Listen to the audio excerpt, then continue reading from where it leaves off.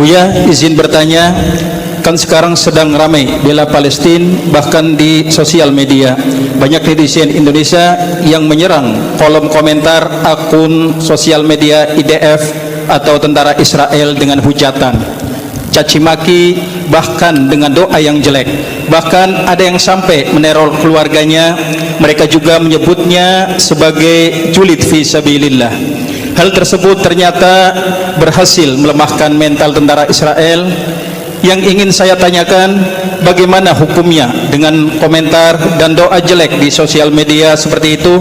Apakah diperbolehkan karena Zionis musuh Islam dan diharapkan bisa membantu Palestina dengan menjatuhkan mental tentara Israel melalui sosial media?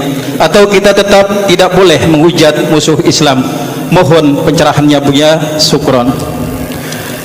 Yang pertama adalah, jika ada orang berbuat zalim yang sangat berlebihan, kita boleh mendoakan dengan doa, dengan keyakinan bahwasanya mereka memang melakukan kezaliman. Nah, sama ini kan sudah sangat jelas. Tentunya doa kita harus spesial, doakan orang-orang Israel yang zalim itu. Dan begitu, yang nggak zalim nggak masuk dalam doa ini. Yang berbuat zalim ya Allah hancurkan, sah. Adapun masalah mencaci, itu beda dengan menjelaskan tentang kejahatan seseorang. Syaitan itu tidak, kalau kita ingin mengusir syaitan, kita tidak ajarkan mencaci syaitan, dasar kau syaitan, nggak ada begitu. Tapi kita mengucapkan a'udzubillahi minasyaitonirrajim, berlindung kepada Allah. Jadi kalau kita ingin mencaci, kita tanya faedahnya apa mencaci. Kalau menjelaskan tentang kejahatannya, itu yang menjadikan mental mereka runtuh tuh karena sadar bahasanya dia jahat, dan akan membuka mata orang-orang yang selama ini tertipu bahasanya ini jahat. Akan tetapi kalau kita hanya mengandalkan cacian, mungkin sebagian orang sudah tidak tertarik dengan cacian kita, sehingga tidak terlalu peduli, tidak ingin tahu yang sesungguhnya. Karena apa? Kita sudah mulai mencaci dan mengolok. Tapi menjelaskan tentang kejahatannya penting.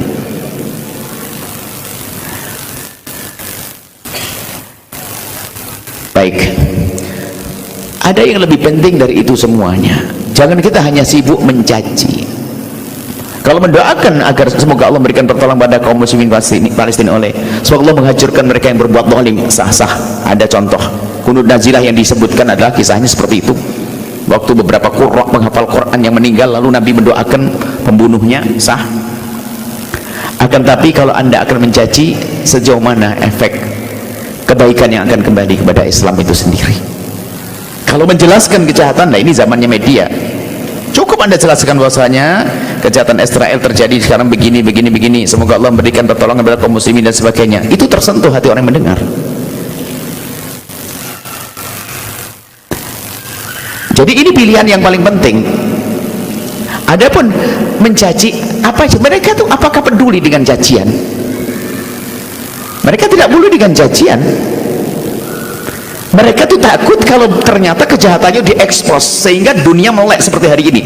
Dulu belum ada, media tidak semacam ini. Sekarang banyak terbuka, negeri-negeri yang semula mendukung Israel sekarang sudah berbalik. Kenapa? Lihat, itu karena melihat kenyataan, bukan dengan cacian. Ya, setan pun tidak perlu Anda caci. Maka kalau kita setan, bahkan dalam riwayat itu bukan kalau setan kita caci tambah gede mereka. Tapi kalau Allah paling kecil dan hilang engkau. Jadi lebih baik kalau kita menjelaskan tentang kejahatan-kejahatan, ekspos berita-berita ini. Kemudian tambah doa semoga Allah memberikan kekuatan kepada kaum muslim yang ada di Palestina, dan ini adalah semoga Allah menghidupkan hati kita dan sebagainya sehingga kita mendukung. Sehingga mungkin orang-orang Yahudi sendiri mendengar ini, oh sadar. Tapi kalau dengan caci maki, kadang-kadang sudah tutup dengan cacian kita, sehingga yang akhirnya membuat reaksi berubah, bukan ingin merenung. Orang jahat di samping rumah kita caci dengan cacian, maka dia akan mereaksi cacian kita, bukan dia merenung untuk bisa sadar. Ini adalah himbauan seperti ini. Ini ada betul. Kemudian yang lebih penting lagi, setelah kita menjelaskan tentang kejahatan mereka, maka yang lebih penting dari itu adalah sibuklah Anda menolong saudara-saudari kita yang ada di Palestina. Anda perlu bertanya kepada Anda yang teriak-teriak bela Palestina, anti Israel, atau mohon maaf yang mencaci maki orang Israel itu, ini action atau serius? Jangan-jangan action saja.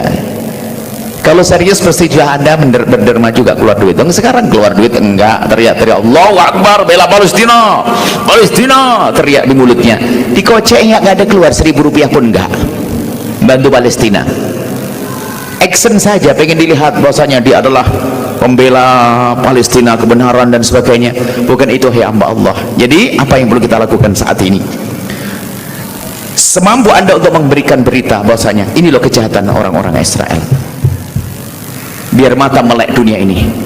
Anda kalau yang bisa mendatangkan data-data akurat, keluarkan data-data, bahkan dengan cara yang indah, sehingga orang di luar Islam sana tidak tertutup dengan cacian Anda, akan tapi melihat dengan berita akurat. Coba kalau ada orang yang tampak selama ini dengan akhlak yang baik dan sebagainya, kemudian memberitakan tentang sebuah berita, orang langsung siapapun akan mendengar, oh dari dia. Kemudian setelah itu Anda harus pikir, sudahkah Anda bantu Palestina? Panjatan doa Anda, apakah setiap sholat Anda sudah mengangkat tangan waktu di rakaat terakhir, rukuk terakhir dengan kunut nazilah? Atau Anda di tengah malam mendoakan mereka? Kemudian sudahkah Anda motong sebagian dari rezeki Anda? Itu madhab kita yang terus kami aneh untuk mencaci maki, tidak menggugah hati. Mencaci maki tidak menggugah hati, akan tetapi membongkar kejahatan yang memang selama ini dilakukan terang-terangan adalah sah. Wong mereka terang-terangan ngebom, menghancurkan anak kecil mati dan sebagainya. Ayo sebarkan ke dunia agar mereka tahu. Tapi untuk mencaci adalah tidak menggugah hati. Hanya kami ingatkan, tidak menggugah hati. Anda perlu dengan cara yang istimewa. Ada pun mendoakan sah, mendoakan dalam panjatan sholat Anda sah, karena memang orang dolim layak didoakan. Mereka tuh dolim kepada kemanusiaan, dolim kepada kemanusiaan. Baik, ini jadi mendoakan oke, karena memang mereka dolimnya sudah luar biasa. Yang kedua, Anda jelaskan tentang itu saja, tentang kejahatan-kejahatan mereka, keburukan-keburukan mereka, agar dunia ini melek mata mereka, mata kepala dan mata hati mereka. Kemudian setelah itu bergegaslah Anda menolong orang-orang yang ada di Palestina dengan panjatan doa Anda dan rezeki Anda. Jangan banyak ngomong hanya soal jihad dan sebagainya.